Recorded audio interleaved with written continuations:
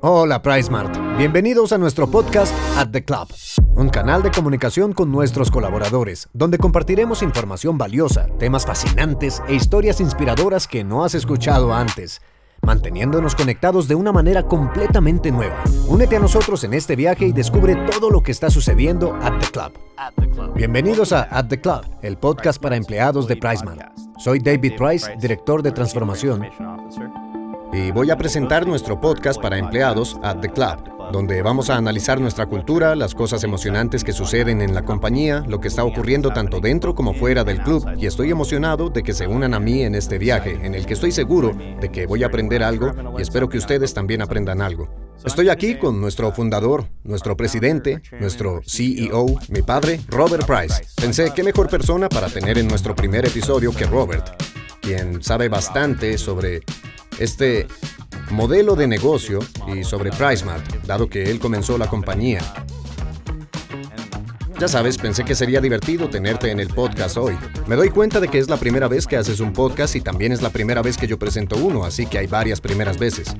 Por cierto, este podcast es una plataforma para que nuestros empleados aprendan sobre nuestra gente, sobre la cultura de la compañía y cuenten historias. La narración de historias es un aspecto crítico del liderazgo y el liderazgo es un aspecto crítico de la gestión de un buen equipo.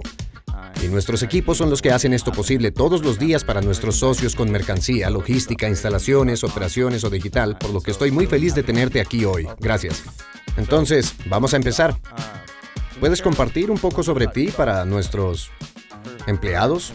Ok. Gracias, David, y gracias por la idea creativa de hacer un podcast. Creo que es una gran idea y creo que será muy útil para todos los que están conectados con nuestra compañía.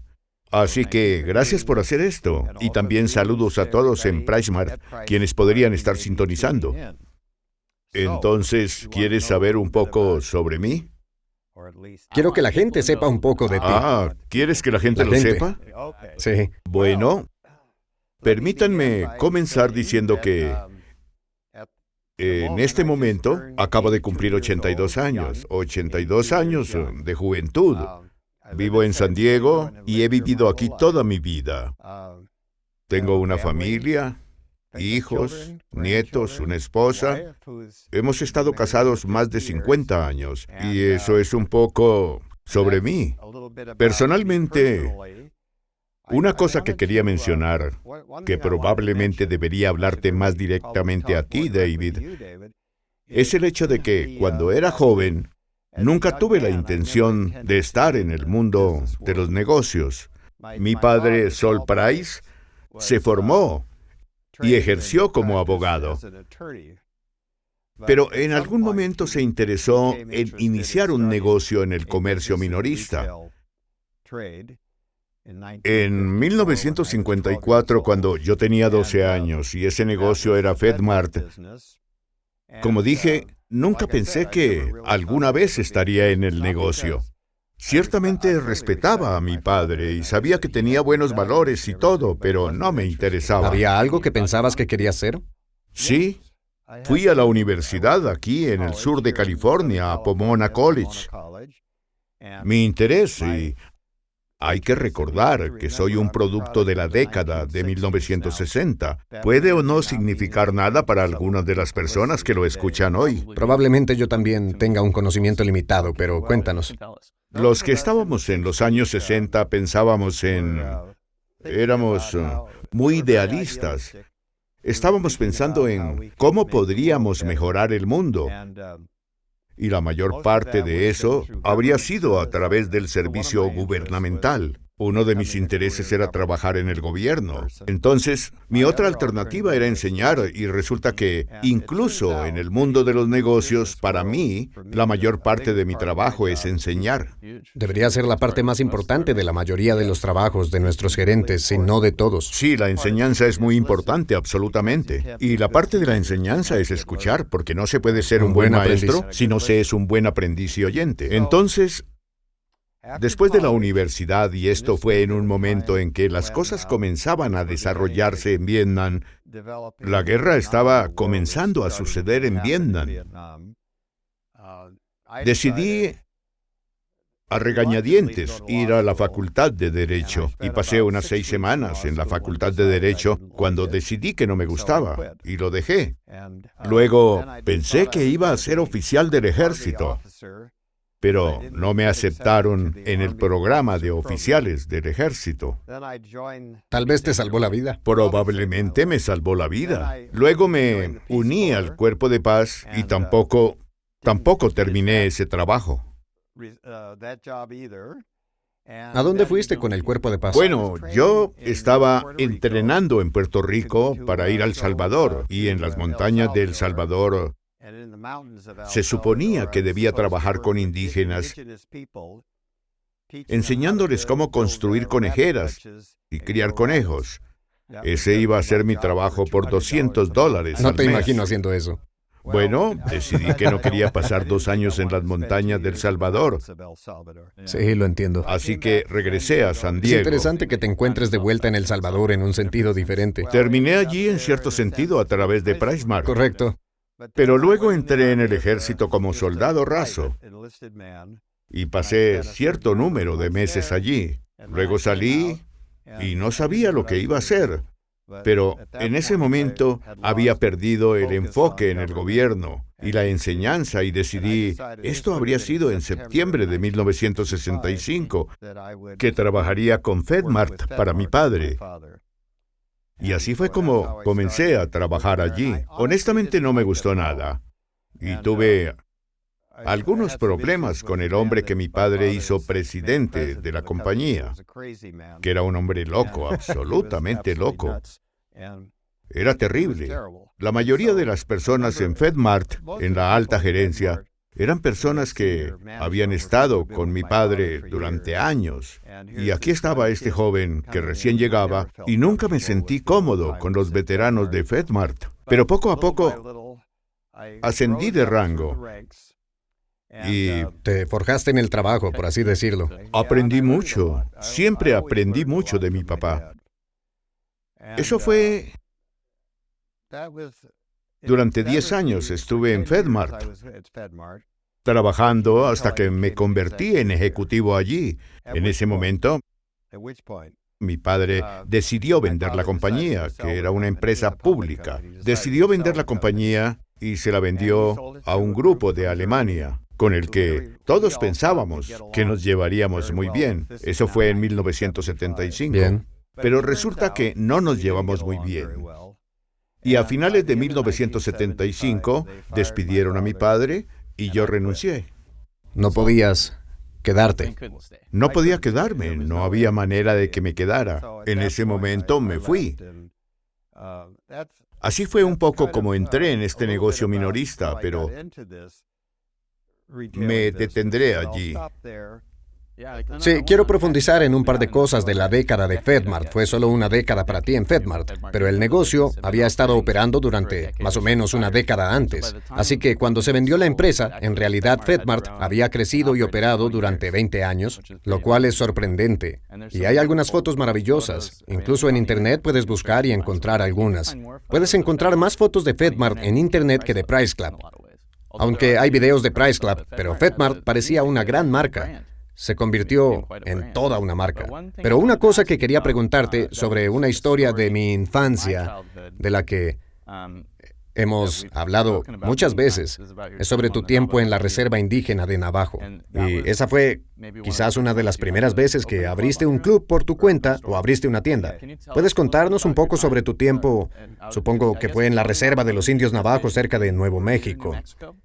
Sí, quizá la gente lo sepa o no, pero en los Estados Unidos hemos tenido una historia problemática con la forma en cómo hemos tratado a los pueblos indígenas. Sí, los nativos americanos. Sí. Ajá, nativos americanos. Antiguamente se llamaban indios. Y con el tiempo, todos los nativos americanos terminaron, la mayoría de ellos, en reservas tribales, o lo que llamamos reservas, que en cierto sentido eran su propia tierra, pero no totalmente libres de la supervisión del gobierno de Estados Unidos. Y la tribu más grande de los Estados Unidos, por población y posesión de tierra, es la tribu india Navajo. ¿Incluso más grande que Oklahoma? Hay más navajos que cualquier otro grupo indio. Wow. Y la Reserva Indígena Navajo en realidad se extiende por 4 estados. ¿En serio? Es Arizona, Nuevo México, Colorado y Utah. Entonces, como las 4 esquinas. Las 4 esquinas es parte de la Reserva Indígena Navajo. Ya veo. Entonces, para aquellos que no están en los Estados Unidos, las 4 esquinas es donde se encuentran esos 4 estados. Y los animo a que lo busquen. Lo sorprendente de Estados Unidos, a pesar de que realmente ya no tenemos negocios aquí, es que es enorme. En este momento creo que hay más de 360 millones de personas aquí. Y es extremadamente diverso. Pero en ese entonces no sé cuál era la población de la Reserva Indígena Navajo. En primer lugar, sí tenemos negocios en los Estados Unidos. Bueno, supongo que sí. Tenemos más de 400 empleados, pero no tenemos una operación orientada al comercio No, minorista. pero tenemos un negocio mayorista. Es cierto. En Miami. Negocios B2B. Sí. Depende de cómo definamos el comercio minorista, que es una parte interesante del negocio de los clubes. Sí, pero tenemos un negocio en Estados Unidos. Cuando abrimos nuestra tienda en FedMart, en la Reserva Indígena Navajo, había alrededor de 300,000 navajos, Bien. muy pobres. Entiendo. Son tierras áridas. Pero para mí fue una gran oportunidad porque, en primer lugar, dado mi idealismo de los 60, hacer algo bueno por nuestros nativos americanos era muy satisfactorio. Y lo que hicimos fue tomar uno de los FedMarts. Para que la gente lo sepa, las tiendas FedMart eran similares a lo que podría ser una tienda Target o una tienda Walmart. Entiendo. Más SKUs, más categorías. Estábamos muy limitados en ese ¿Recuerdas caos. cuántos SKU probablemente tenías en un FedMart? No me Bien. acuerdo, pero llegamos a un acuerdo. Y los navajos no tienen propiedad privada. Todas las tierras son de propiedad tribal comunal. Vaya, es interesante. Entonces construimos el edificio allí, que era un edificio típico de FedMart. Dime cuánto medía. Supongo que podría haber sido tal vez de 30,000 a 40,000 pies cuadrados, no me acuerdo. El edificio sigue ahí, por cierto. ¿En serio? Ahora hay una tienda de comestibles. Estuve allí hace un par de años. ¿Conociste a un anciano de la tribu? Y conocí a un anciano de la tribu mientras estaba allí. Pero decidimos que el precio de nuestra mercancía sería el mismo que el que teníamos en Phoenix, donde estábamos absorbiendo el flete adicional y pagaríamos a los navajos los mismos salarios que pagábamos en nuestro FedMart en Phoenix. Y otra cosa, porque era una tienda tribal, el impuesto sobre las ventas de Arizona no se aplicó. Por lo tanto, la gente en realidad no estaba obteniendo un mejor precio allí que en Phoenix. Y todos a quienes contratamos, excepto a los gerentes, eran nativos americanos, en su mayoría navajos. Incluso teníamos a un hombre llamado Little Fish, que era de Alaska y estaba en la nómina. Y la tienda tuvo un gran éxito. Realmente fue un éxito. Y realmente me sentí muy satisfecho. Era un indígena de una tribu de Alaska de algún tipo y estaba trabajando. Él estaba trabajando allí y su nombre era Little Fish. También teníamos otros pueblos tribales, ya sabes. Así que fue toda una experiencia. Quiero decir, realmente me dio mucha satisfacción. Fue lo mejor que hice mientras estuve en FedMart, en términos de razones personales. Sí, me lo imagino. Es interesante pensar en algunas de las cosas que acabas de compartir y cómo incluso han influido en la forma en que pensamos sobre los precios hoy en día. En términos de cada una de las piezas de la acumulación del precio y realmente comprender esas piezas para generar más y más valor para el cliente. Sí, es cierto. Así que esos fueron mis días en FedMart, pero llegaron a su fin en el momento en que básicamente nos echaron. ¿Cuánto tiempo pasaste en la Reserva Indígena Navajo? Abrimos en 1968. En un momento dado, estuve allí durante algunas semanas ayudando a finalizar la apertura. Eso es mucho antes de los teléfonos celulares e Internet. Nada de celulares. Sí. Y recuerdo que la primera noche que me quedé allí no había hoteles. ¿Dónde te alojaste? Era un motel pequeño de 6 habitaciones. Y estaba asustado porque no había seguridad. No podía cerrar la ventana que daba al exterior. Simplemente no se cerraba. Es increíble que aún recuerdas que no podía cerrar la ventana. Correcto, y estaba feliz de poder despertarme sano y salvo a la mañana siguiente, pero en realidad era seguro. Probablemente era seguro. ¿Qué desayunaste? Tacos de navajo. ¿Qué hay en un taco navajo? Bueno, es un pan frito y luego le ponen todo tipo de... ¿Sí? Se infla así. Sí, está todo inflado. Sí. Y luego le ponen frijoles. ¿Suena bien? Son deliciosos, ¿Sí? pero no son No, buenos pero para ti. probablemente saben Sí, bastante muy bien. Podríamos venderlos en la zona de comidas, pero no los venderíamos allí. Bueno, esos son grandes historias. Y es increíble cuánto se ha trasladado de ese negocio a nuestro negocio y obviamente cuántas cosas han cambiado. Pero a menudo hablamos de muchas cosas que estaban escritas en memorandos de esa época, de Sol. Y seguimos usando esa misma, tal vez lo hemos modificado un poco, pero todavía usamos mucho del mismo lenguaje y filosofía hoy en día en torno a los empleados y socios y pensamos en cómo las personas pueden crecer a medida que crece la Y compañía. Costco también lo hace. Sí, lo hacen y les ha ido muy bien. Porque el fundador de Costco en realidad había trabajado con mi papá y era básicamente un aprendiz de mi padre desde que tenía 18 años. ¿Dónde empezó a trabajar? Hablamos de Jim Senegal, Jim Senegal, bueno, Jim iba a la universidad y en la estatal de San Diego. tal vez incluso estaba en un colegio comunitario en ese entonces. Y FedMart tenía un pequeño almacén en San Diego y comenzó de lo que solía hablar era de que estaba acarreando colchones. Acarrear es levantar cosas en la espalda y llevarlas a todas partes. En inglés es una palabra en Yiddish. Y así es como comenzó. Increíble. Muchos conceptos surgen de FedMart. Creo que es una buena transición para enfocar el tema y hablar un poco sobre el negocio de los clubes y sobre Price Club. Y cuando pienso en Price Club, quiero decir, soy muy afortunado de haber estado cerca de todos. No sabía lo afortunado que era cuando crecía, pero tengo recuerdos tempranos. Una cosa que siempre le digo a la gente sobre el Costco de Marina Boulevard es que fue el primer Price Club. Siempre le digo a la gente que ahí es donde aprendí a conducir porque practicaba en el estacionamiento.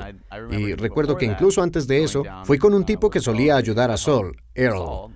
Y entré en el club de almacenes. Creo que en ese momento probablemente era un Price Costco, porque habría sido demasiado joven cuando todavía era solo un Price Club. En cualquier caso, mis primeros recuerdos estaban en ese lugar.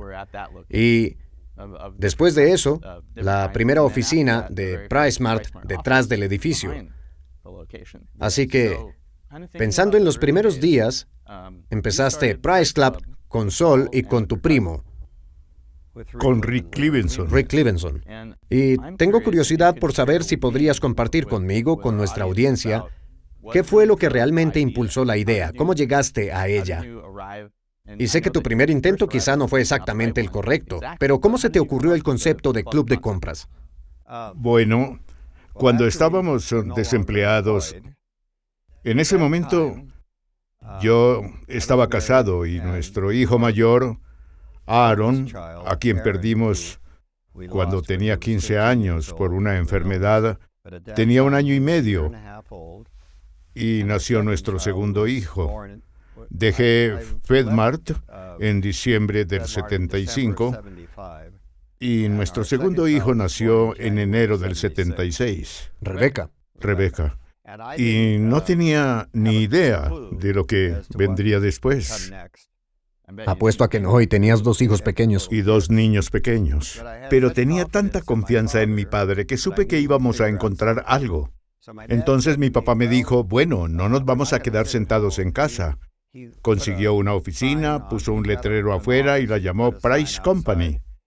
No había compañía, pero así la llamaba. Y me dijo, tienes que venir a trabajar todos los días. Encontraremos algo que hacer. Así que yo iba a la oficina y mi hermano Larry también. Y empezamos a caminar por el barrio tratando de hacernos una idea de lo que íbamos a hacer. Teníamos todo tipo de ideas locas, pero finalmente era un inicio. ¿Recuerdas alguna idea particularmente Bueno, descabellada? no sé si ¿Alguna? fue descabellado, Muy bien.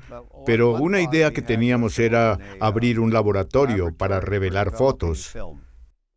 En aquellos días, Claro. antes de todas estas cosas modernas, la gente tenía película en sus cámaras. Todo era a base de química. Así que eso fue Sí. una idea, pero teníamos diferentes ocurrencias. Probablemente es bueno que no hayas hecho eso. Pero probablemente sea muy bueno. Pero le dije a mi padre, creo que lo que deberíamos hacer es pensar qué nos gustaba de FedMart y qué no nos gustaba de lo que estábamos haciendo en FedMart. Y ver si podemos tomar lo que nos ha gustado y adaptarlo a un nuevo negocio. ¿Qué es lo que no te gustaba de lo que estabas haciendo en Te FedMart? diré que lo que no me gustó mucho fue el hecho de que teníamos tantas tiendas que teníamos que administrar la parte minorista del negocio. Y era un dolor de cabeza administrar todas estas tiendas y tratar de mantener a nuestros gerentes haciendo lo correcto en el momento correcto. Y pensé que lo que mejor hacíamos eran nuestros centros de distribución. Teníamos 2 centros de distribución en FedMart que dirigía Gene Sinegal, uno en San Diego y otro en Houston. Y pensé que éramos muy buenos en eso.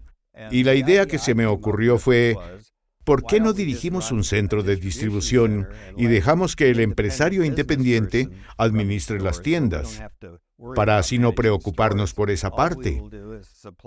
Todo lo que haremos es suministrar la mercancía y agregar el poder adquisitivo de las Pequeñas pequeñas compañías. empresas independientes. Así que se nos ocurrió esa idea en febrero. Ahora recuerda, habíamos terminado el diciembre anterior. No les llevó mucho tiempo. Tardamos unos Sí. 2 meses. Se nos ocurrió la idea y entonces mi padre me dijo, tienes que encontrar un lugar correcto para este negocio. Necesitas un almacén. Yo no tenía idea de nada con bienes raíces, ni de cómo encontrar un almacén. No tenía ni idea. Él dijo, bueno, tendrás que resolverlo. Entonces salí y comencé a conducir por San Diego en busca de un almacén y tuve muchos tropiezos. Pero de alguna manera me encontré con este lugar que se convirtió en nuestro primer edificio, que estaba en Marina Boulevard. Y le dije, ¿ahora qué hago? Encontré un lugar. Bueno, ahora tienes que negociar con el propietario y hacer un contrato de arrendamiento. Entonces, la relación original con ese edificio era en realidad un contrato de arrendamiento. Sí, era No un una contrato de arrendamiento. El nombre del dueño era Seth Horn, y era Muy un bien. hombre de negocios muy astuto, que estaba tratando con alguien que no sabía nada de nada. Lo resolvimos y tomamos el arriendo. El edificio que alquilamos tenía unos 100,000 pies cuadrados. Era un viejo hangar. Bueno, en realidad era una instalación de fabricación de componentes de aviones. ¿No? Interesante. Es increíble pensar en ese momento que podría haber fabricación en ese lugar. Sí. Es asombroso. Así que finalmente hicimos el trato y entonces Rick, que era el comerciante, juntó todos los productos que íbamos a vender. Luego contratamos a un tipo llamado Giles Bateman porque no teníamos un director financiero y nos llevó mucho tiempo ponerlo en orden porque era de Inglaterra y tuvimos que conseguir que emigrara. Era una pieza clave del equipo. Finalmente abrimos en julio de 1976. Lo hicieron bastante rápido. Muy rápido, sí. Así que eso es lo que hicimos. Y luego restringimos las ventas a dueños de negocios. En otras palabras, los clientes minoristas no podían entrar a comprar. Tenía que ser un dueño de negocio que comprara productos para revenderlos o para usarlos en su negocio, o productos personales que se llevarían a casa, pero tenía que ser un dueño de negocio. Correcto. Así que tal vez antes de continuar, quiero desentrañar algunas cosas sobre este periodo de tiempo. Tenía 6 meses, básicamente, o tal vez un poco más de tiempo para poder abrir. Y una de las cosas que creo, que a medida que las empresas se vuelven mucho más grandes como PriceSmart hoy en día, es que realmente nos resulta muy difícil hacer las cosas rápidamente. Parece que todo tarda una eternidad, ¿verdad? Entonces, ¿puedes compartir un poco sobre tu visión? ¿Puedes compartir algunas ideas sobre el aprendizaje, sobre la velocidad y el fracaso? Porque creo que algunos de los beneficios de venir de nada es que no tienes nada que perder, ¿verdad? En términos de una idea de negocio. Y luego hay un concepto en el mundo de los negocios que se llama el dilema del innovador. Según la teoría de Clayton Christensen, profesor de Harvard, a menudo sucede que las empresas que son disruptoras, y ustedes terminaron siendo unos grandes disruptores en la industria minorista, los disruptores no provienen de las compañías que ya están consolidadas porque tienen demasiado que perder, y son demasiado lentas y son demasiado reacias al riesgo. Entonces, cuéntame un poco sobre esa experiencia y cómo crees que nosotros, como PriceSmart, evitamos caer en este dilema. Bien, voy a volver a FedMart. Muy bien. Mi padre, Sol Price, solía decir que cuando abrieron la primera tienda en FedMart, les costó $50,000. No sabían lo que estaban haciendo. Pero cuando supieron lo que estaban haciendo, les costó $5 millones abrir la tienda. Yo diría que cuando no sabíamos... Es una gran cita, por cierto. Sí. Bueno, no sabíamos lo que estábamos haciendo. Te diré cuánto costó abrir el primer Price Club. Entiendo. Nos costó... Bueno, antes de que empezáramos a perder dinero, probablemente nos costó... Con el edificio, los accesorios, la mercancía, tal vez $1 millón. No me acuerdo bien, pero no fue mucho. Y lo hicimos muy rápido. Entonces, creo que la razón por la que las cosas se ralentizaron es que dijiste que es que nos volvemos más cuidadosos, tenemos más que perder, y por lo tanto, solo seguimos agregando componentes adicionales al concepto. Entonces, cuando comenzamos, no teníamos una zona de comidas, pero lo primero que hicimos unos años después fue vender un hot dog. ¿De quién fue la idea de venderlo? Bueno, el hot dog surgió porque ya estábamos teniendo éxito y la gente empezó a llamarnos diciendo, ¿podemos poner un puesto de hot dog frente a su tienda? En realidad fue una especie de crowdsourcing. Fue el crowdsource. Antes de Internet, pero lo fue. Sí, Genial. y me reuní con Rick y mi papá y dije, bueno, ¿qué vamos a hacer? Y dijeron, ¿por qué deberíamos dejar que otros preparen los hot dogs? Hagámoslo nosotros mismos. Buena decisión. Y fue, curiosamente, le pusimos precio. Teníamos un hot dog kosher de cuarto de libra y una lata de refresco por $1.50. ¿Costco ha continuado con eso? Todavía, pero ya no tienen el kosher. Bueno, tal vez tuvieron que encontrar una opción rentable. Tenían que encontrar la manera de mantenerlo a ese Exacto. precio, sí. Pero creo que a medida que avanzas, a medida que las empresas se desarrollan, tienden a agregar costos a todo. Y, ya sabes, tienen que verse más bonito. Tienes que tener, ya sabes, no teníamos aire acondicionado en ese edificio. Tomamos el edificio. Era un edificio de metal con piso de concreto. Entonces era tan simple, pero no funcionó al principio. Y cuando abrimos, no vino nadie. Y descubrimos poco a poco que no podíamos, en primer lugar, sobrevivir vendiendo solo a las empresas. Y en segundo lugar, que la mayor parte de la mercancía que teníamos era la equivocada. Habíamos elegido la mercancía equivocada porque no sabíamos quiénes serían nuestros clientes. Pensábamos que iban a ser cierto tipo de clientes, pero no eran los clientes adecuados. Así que tuvimos que renovar totalmente la mercancía. Tuvimos que cambiar el horario de apertura, encontrar una manera de permitir que los consumidores entraran y compraran, así como las empresas. Mientras tanto, estamos perdiendo mucho dinero y casi nos estamos quedando en quiebra. Estuvimos muy cerca de fracasar, pero sobrevivimos. Y recuerdo, creo que fue en enero de 1977 que finalmente ganamos $5,000 ese mes y dijimos, realmente lo vamos a lograr. ¿Es posible que no hubieras aprendido cuáles eran las piezas que te ayudarían a tener éxito? Bueno, es interesante porque FedMart, cuando abrió, fue un éxito instantáneo. Pero este no fue así.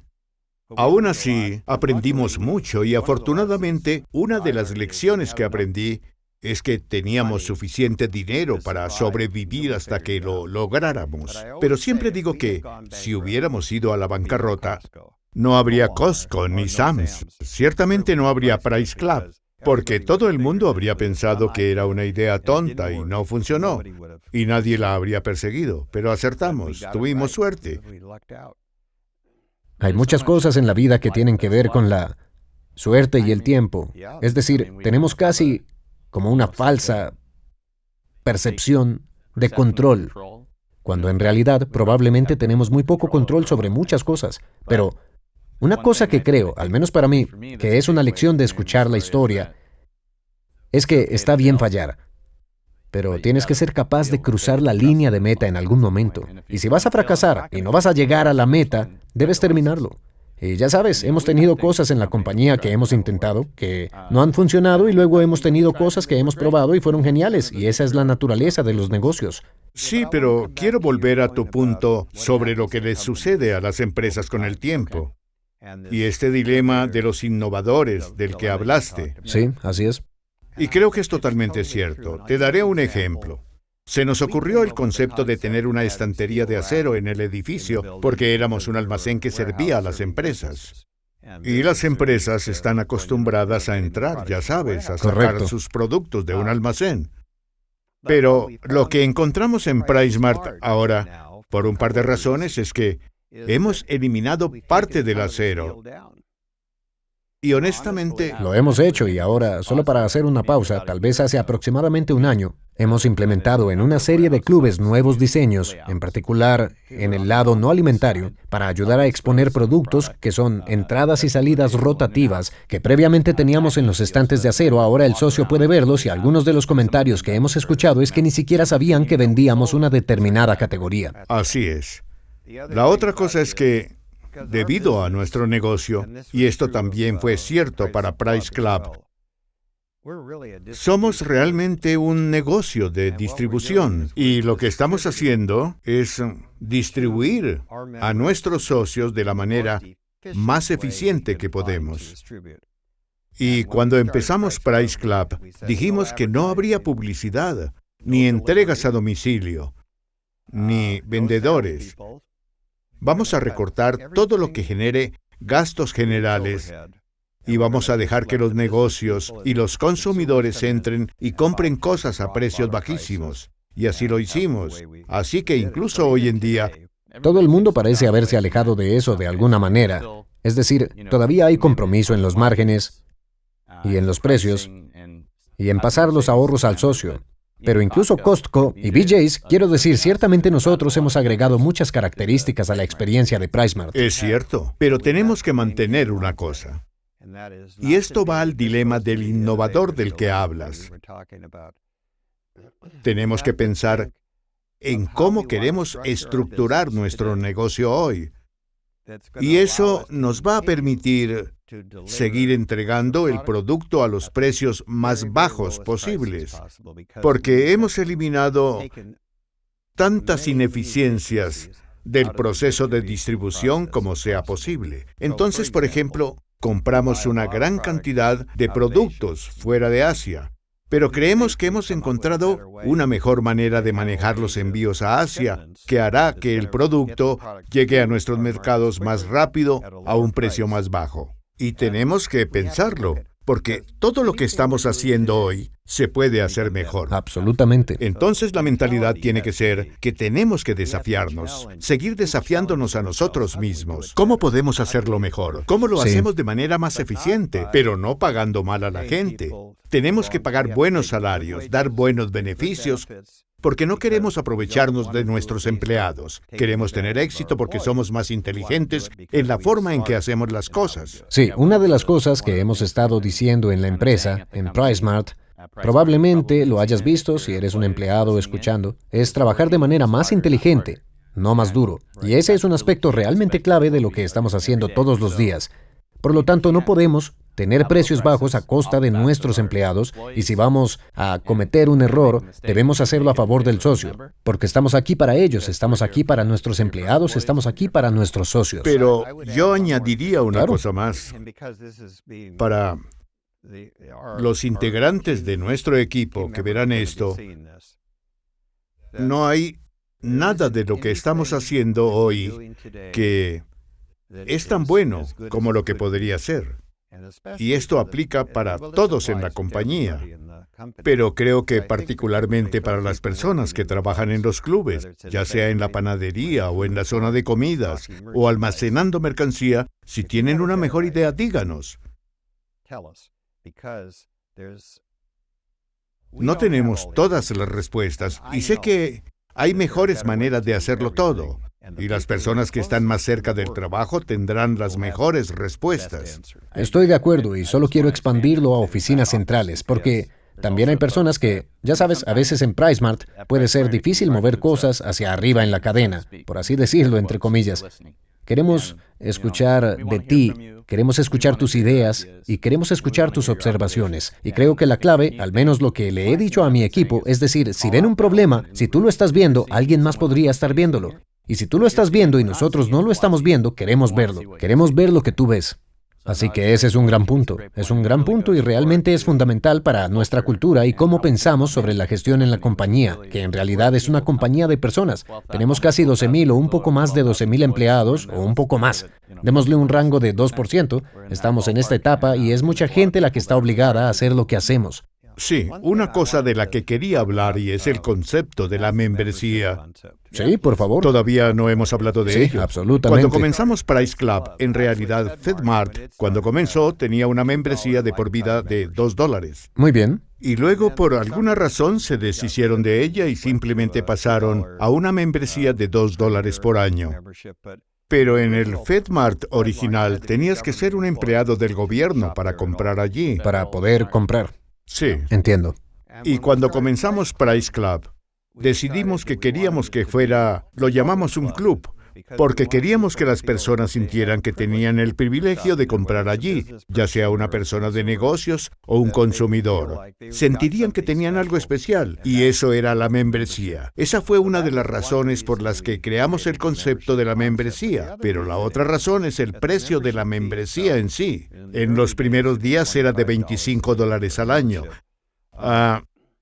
Realmente lo pensamos como parte del margen bruto del artículo, para que nosotros, como todos ustedes saben, la forma en que el socio conoce el precio de algo es que miran un rótulo junto al producto, y queríamos que el precio de ese rótulo fuera lo más bajo posible. Por lo tanto, si pudiéramos complementar nuestro margen con la cuota de la membresía, podríamos reducir el precio en el rótulo y dar un mejor valor. Y cuanta más gente compre, más podrán apalancarse en la inversión de su membresía. Por lo tanto, buscábamos compradores más grandes que pensaran en la inversión de la membresía como un beneficio, pero que también crearan un incentivo para comprar más. Y ayuda a la compañía, porque cuanta más gente compre, más podremos comprar a un precio más bajo. Exactamente, y ser más eficientes. Correcto. Entonces, yo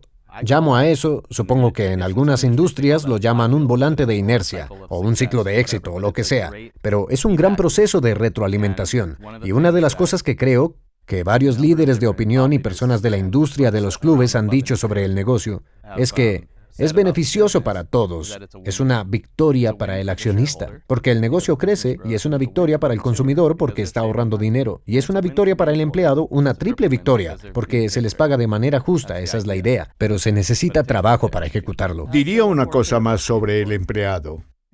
Y tal vez esto sea volver a la década de 1960 y a la cultura con la que crecí. Para mí, nuestra familia de empleados es realmente una familia. Y siento que una de las principales cosas que estamos haciendo en esta compañía, en mi opinión, y tenemos que hacerlo bien, es proporcionar trabajo de calidad para que las personas tengan la capacidad de obtener una buena atención médica, una buena jubilación, buenos salarios y poder cuidar de sus familias. Sí. Y ser capaces de crecer a medida que crece la compañía. Y ser capaces de crecer. Entonces, eso es muy importante. Y es algo muy personal para nosotros, no solo para mí. Es para ti y para los demás. Una cosa muy personal es que valoramos mucho la relación con las personas que trabajan en esta compañía.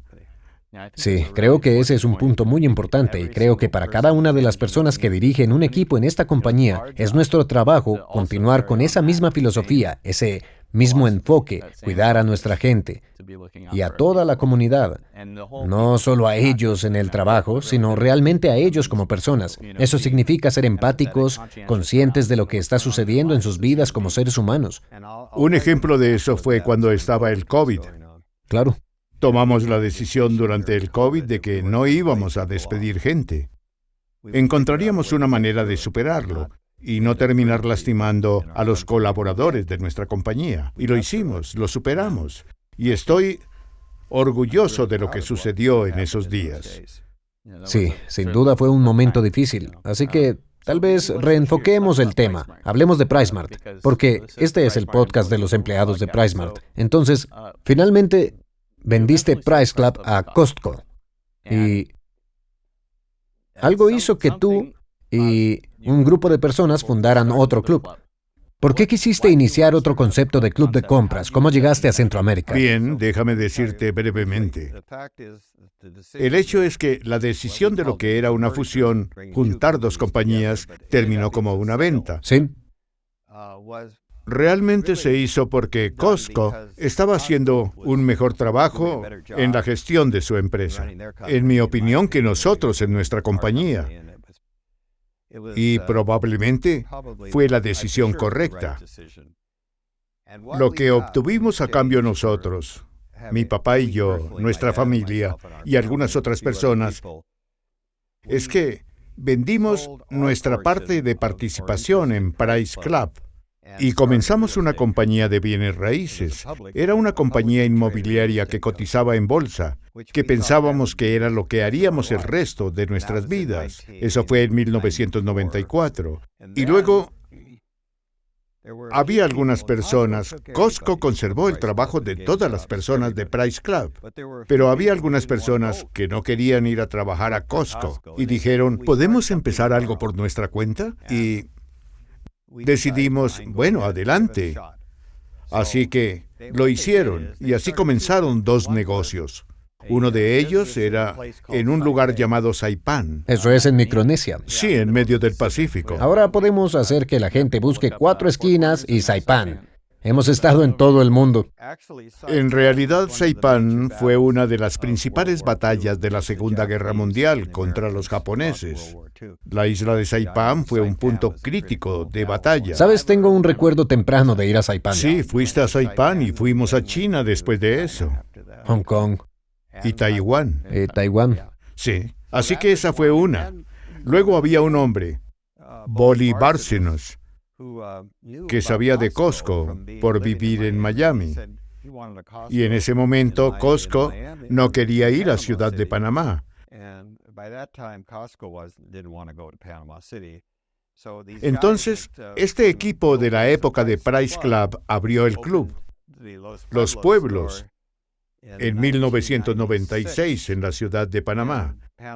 Y lo abrieron como un Price Costco, no como un PriceSmart. No teníamos el nombre de PriceSmart en esos días. Si estás escuchando, no puedes ver, pero creo que hay una imagen de un recorte de noticias detrás de nosotros, de Los Pueblos. Esa fue la apertura. Sí. Y Boli Barcenos está en la foto.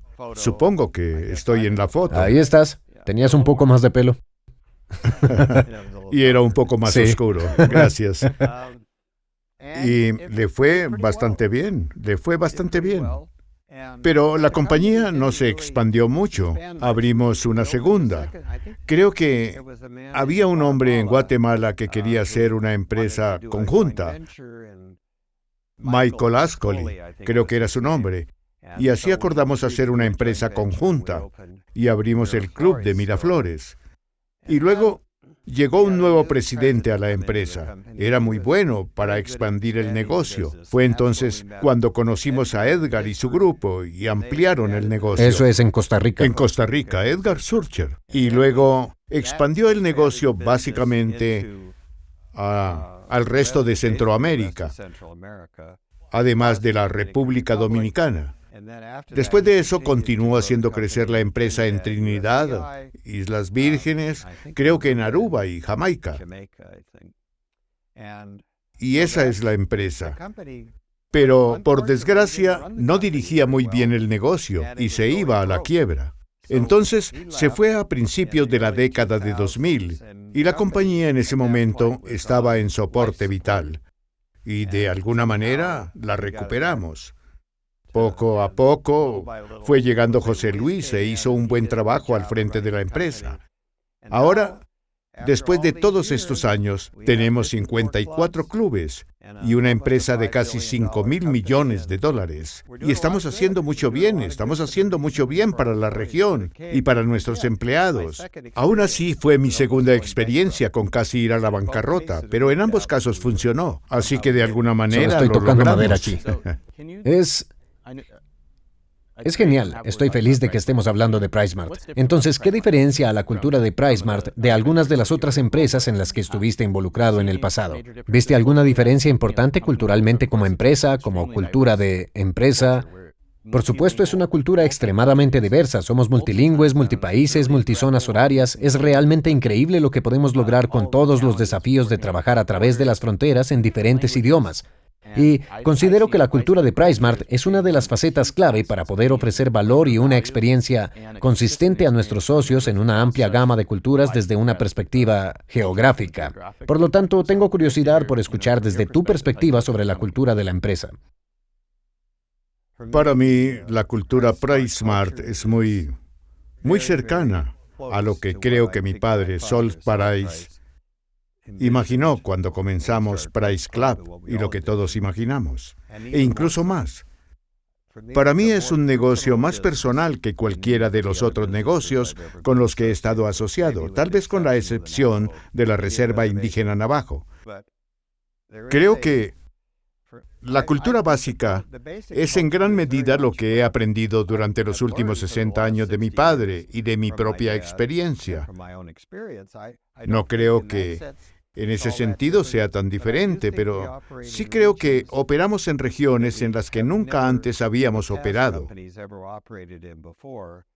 donde hay tantos desafíos diferentes que tiene cada país. Por lo tanto, es muy importante que de alguna manera podamos seguir en cada país, haciendo lo básico con las personas y con la mercancía y todas las cosas que nos hacen exitosos.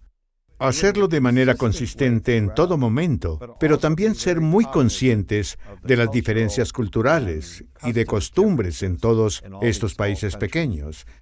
Y creo que eso es diferente, a pesar de que las personas son personas. Quiero decir, la gente todavía tiene las necesidades básicas y demás.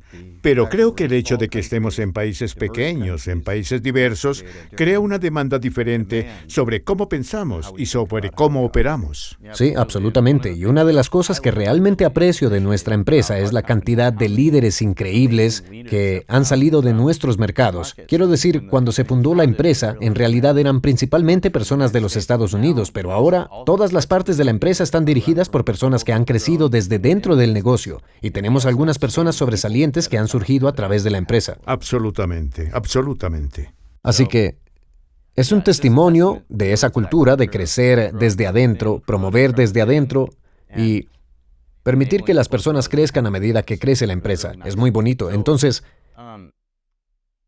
sé que fuera de PriceSmart pasas mucho tiempo con actividades filantrópicas y, entre muchas cosas, Aprender y Crecer, que es un programa de la Fundación Price Philanthropies. La mayoría de nuestros empleados, si no todos, lo sabrán. Pasas tiempo conmigo en algunos de los proyectos de la Fundación PriceSmart, que es una fundación más nueva que está haciendo donaciones filantrópicas en nuestra región, y Price Philanthropies, y por supuesto la Fundación Aaron Price Fellows. Entonces, tenía curiosidad. ¿Qué tipo de satisfacción te proporciona la filantropía y cómo la ves en términos de la sinergia entre la filantropía y PriceSmart? Esa es una muy buena pregunta. Y volviendo a las diferencias culturales entre, llamémoslo, Price Club y PriceSmart, Entiendo. no teníamos ningún tipo de conexión filantrópica fuerte en Price Club. Mi papá siempre tuvo esta filosofía, y yo no estaba en desacuerdo con ella. De lo que haces filantrópicamente es una decisión personal, no una decisión empresarial. Por lo tanto, la gente tiene su propio dinero, tiene sus propios intereses. Pero no queremos tomar decisiones por los accionistas en cuanto a dónde deben ir los esfuerzos filantrópicos. Entonces no hicimos eso, realmente no teníamos eso. Quiero decir, ese es un punto justo porque, como fiduciario para el accionista, en términos de liderazgo de la junta directiva y liderazgo ejecutivo, ese no es realmente el mandato. No es el Así es. mandato. En PriceSmart lo veo de manera diferente, porque creo que el papel de PriceSmart en estos países, especialmente en los países que tienen tantos desafíos, es los retos. Y los retos de los que estamos hablando pueden ser socioeconómicos, geopolíticos, Digamos que la clase media es mucho más pequeña. o simplemente no está tan No está tan correcto, desarrollada. menor PIB per cápita. La otra cosa, como ciudadano estadounidense y conociendo las presiones que tenemos con la frontera, creo que estamos en una posición única para ayudar a Estados Unidos, haciendo que sea más atractivo para las personas que viven en esos países querer quedarse allí. Porque la mayoría de la gente no quiere irse. Se van porque hay violencia o porque Es un no gran pueden hacer sacrificio irse. Lo es. Sí. Entonces creo que en la medida en que no solo tenemos la actividad benéfica, sino ciertamente lo más importante, nuestra actividad comercial, De y acuerdo. estamos haciendo una contribución porque estamos comprando una gran cantidad de productos localmente, eso ayuda a crear empleos. Sí, pienso en, bueno, puede estar entre el 50 y el 60% en algunos casos y en otros casos un poco más. Sí. También podría ser mucho más bajo en un caso como Aruba o algo así. Entonces, tengo un objetivo personal en cuanto a cómo podemos seguir mejorando las sociedades. Y no tenemos tintes políticos, eso no es lo nuestro. No nos vamos a meter en política. Pero el lado económico, más empleos, empleos mejor pagados, más producción local. O tal vez podamos mover cosas de Asia y hacerlas en Centroamérica. Todas estas cosas son buenas, son cosas Muy maravillosas. Bueno para el hemisferio, bueno para Estados Unidos. Bueno para la compañía. Bueno para la compañía. Sí, totalmente. Creo que estamos en una posición realmente única y para nuestra audiencia la compañía es una empresa estadounidense. Somos una empresa pública, estamos en el Nasdaq, pero somos muy diferentes a muchas empresas que están en el Nasdaq. El Nasdaq es una de las bolsas de valores aquí en los Estados Unidos. Hay dos y somos diferentes porque si bien tenemos negocios en los Estados Unidos, como lo mencionaste, en términos del negocio de exportación y por supuesto nuestra base de empleados aquí, desde el punto de vista del consumidor, realmente nuestra marca y la relación con el consumidor es una relación latinoamericana y caribeña. Por lo tanto, estamos en una posición única en la que nuestros accionistas están predominantemente en los Estados Unidos, pero nuestro consumidor está realmente en América Latina. Por lo tanto, nos brinda una oportunidad única de vivir en ambos mundos, pero realmente tener un impacto donde está nuestra base de consumidores. Sí, bueno, ha sido una gran discusión. He aprendido mucho. Sabes, siempre aprendo algo cuando hablo contigo. Y en estos días ha sido particularmente divertido y gratificante para mí trabajar juntos en esta capacidad. Por supuesto, en liderar la compañía y hacer crecer nuestra oferta digital, hacer crecer algunas nuevas estrategias comerciales en las que estamos trabajando, así como refinar y continuar reinvirtiendo en nuestro negocio principal, que es realmente un gran negocio y es posible gracias a nuestro fabuloso equipo de gerentes y empleados que tenemos en toda la región. Realmente son los que se presentan a trabajar todos los días con pasión por lo que hacen y que permiten que nuestros socios tengan una experiencia tan buena. Así que, por supuesto, tenemos una tremenda gratitud hacia todos ustedes por lo que hacen. Ciertamente estaría de acuerdo con eso.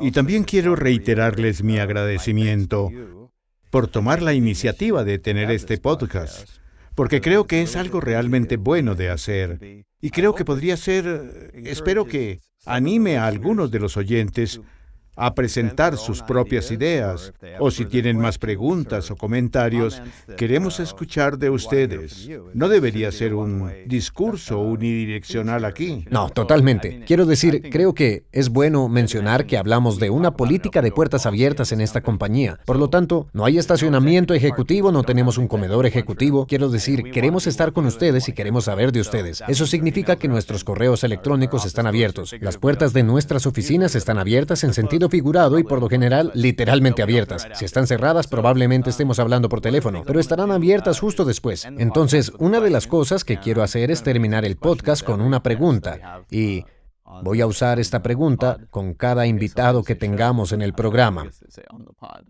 Entonces, quiero saber si hay algo que hayas aprendido en los últimos 12 meses de un integrante del equipo de PriceSmart, o si hay un concepto o algo que haya tenido un impacto en ti. Esa es una muy buena pregunta. Aprendo todos los días. Todavía estoy aprendiendo, pero quería compartir brevemente una experiencia. En las últimas semanas hemos estado revisando la renovación de nuestro seguro médico para los empleados en Estados Unidos. En el pasado hemos hecho lo que siempre hemos venido haciendo, pero este año tomamos la decisión de que realmente íbamos a hacer una revisión en profundidad de cómo estamos manejando el seguro médico y aprendimos mucho. Nos enteramos de los programas gubernamentales que apoyan a los empleados y que no estábamos aprovechando al máximo. Aprendimos tal vez una mejor manera de negociar con el seguro, la compañía de seguros médicos. Y aprendimos bastante sobre lo que es importante para nuestra gente aquí en los Estados Unidos, en términos de sus necesidades. Y para mí ha sido una experiencia dura porque hemos tenido que desafiar todo lo que estábamos haciendo. Pero creo que salimos mejor parados. Sí, ciertamente aprendí mucho. No solo sobre el contenido real del paquete de atención médica, sino también sobre cómo pensar en nuestro equipo y sus necesidades y los costos en los que incurren cada año en términos de atención médica. Así que definitivamente una experiencia de aprendizaje. Y gracias a los equipos de RRHH y Legal que estuvieron en primera línea para trabajar en esto. Muy bien, nos vemos en una próxima ocasión.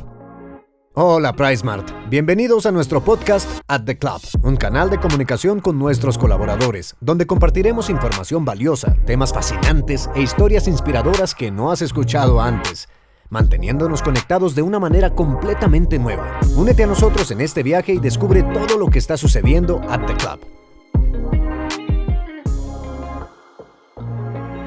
Espero que hayas disfrutado del podcast. Fue una gran conversación con mi padre, Robert, y espero tenerte en el próximo episodio con nosotros, aquí o en el campo, en uno de nuestros clubes. Antes de irme, quiero agradecer a nuestro equipo de marketing y comunicaciones que trabajaron arduamente para ayudarnos a producir este primer episodio. En particular, Juan Pablo Jurado, Marta Andino, Alejandra Morales, Kenneth Girón, Luis Alberto Rubio, Laila Garrido, Maite Zúira y Juliana Correa, nuestra vicepresidente senior de membresías, marketing y comunicaciones. Gracias por su trabajo para ayudar a hacer esto posible y producir esto. En los próximos episodios veremos algunos temas como la Fundación PriceSmart, asuntos gubernamentales, algunos de los trabajos que hacemos con las pequeñas y medianas empresas de la región, así como el desarrollo de la fuerza laboral. Empezaremos a analizar algunos de los componentes individuales de nuestro negocio, como los OBs, PriceSmart.com y nuestra farmacia. Si tienes una idea de algo que te gustaría escuchar en el podcast, escríbeme a mi correo electrónico dprice@pricemart.com. Esperamos tener noticias suyas. Gracias.